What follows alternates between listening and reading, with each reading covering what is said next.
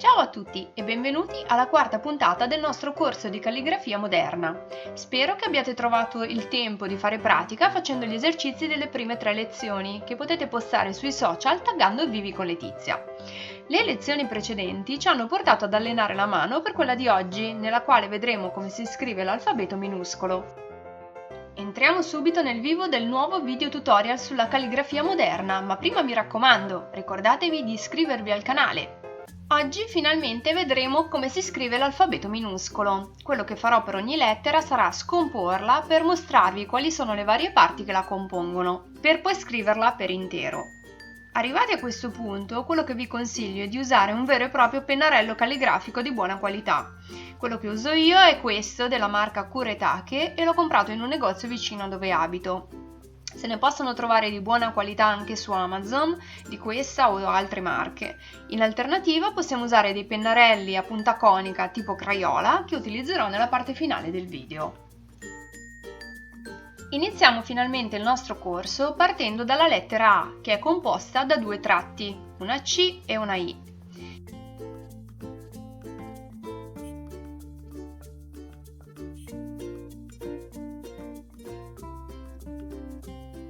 Per esercitarvi potete usare anche voi questi fogli che ho messo a vostra disposizione per essere scaricati gratuitamente dal mio blog Vivi con Letizia. Trovate il link nella descrizione del video.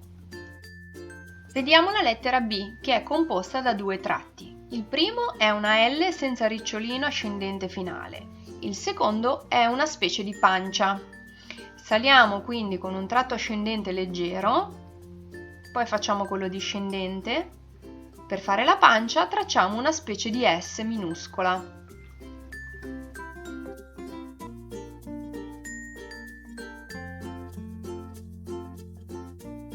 La C è molto facile, l'abbiamo già vista prima, ma anche negli esercizi delle lezioni precedenti. A nostra discrezione possiamo farla sia stretta che un po' più arrotondata. Vediamo la D, composta da una C più una L.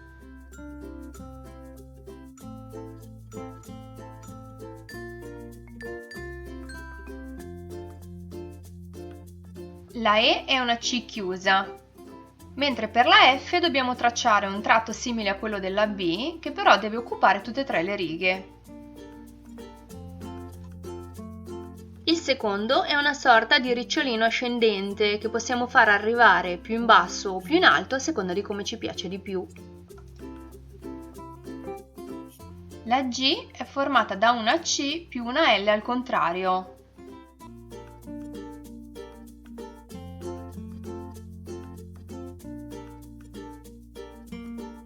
La H è molto simile alla B.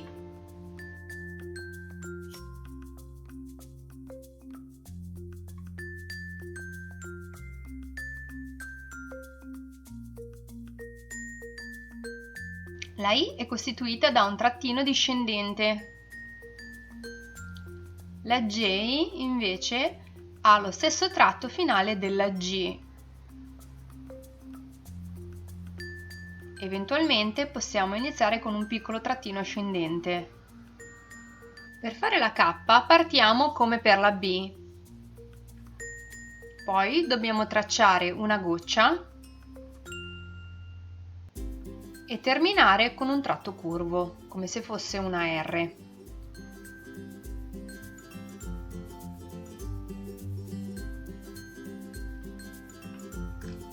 La L l'abbiamo già vista diverse volte. La M e la N invece sono costituite da una serie di 2 o 3 barrette discendenti che iniziano con un trattino ascendente e sono collegate una all'altra.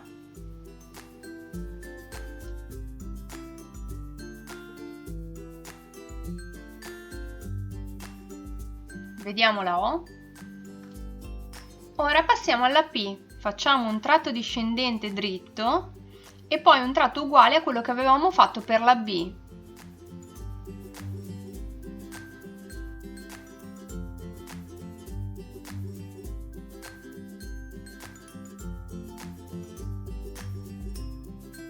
Possiamo farlo anche più chiuso. Per la Q facciamo una C e poi una barra discendente che possiamo anche chiudere con un piccolo ricciolino.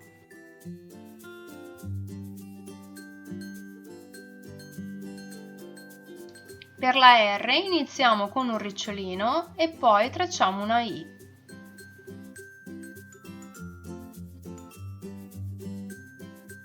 La S è composta da un tratto ascendente obliquo e curvo, seguito da un tratto discendente che in un certo senso deve essere simmetrico al primo. La T è formata da un tratto ascendente e da uno discendente che termina con un uncino, va completata con una sorta di svolazzo.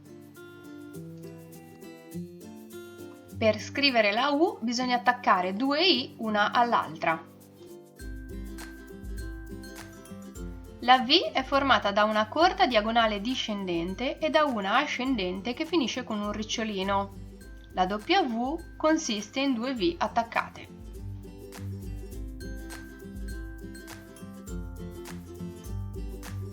Per la X facciamo una linea in diagonale e poi una diagonale opposta ascendente che si incrocia con la prima. La Y inizia con una I e termina con lo stesso tratto finale della G.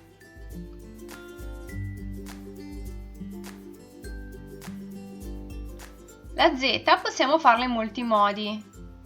Inizia con uno svolazzo ed è seguita da una diagonale discendente.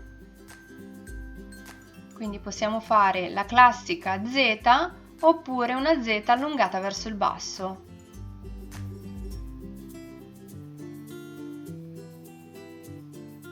Così o più arrotondata. Ora ripassiamo facendo tutto l'alfabeto dall'inizio alla fine. Per farlo userò un pennarello a punta conica.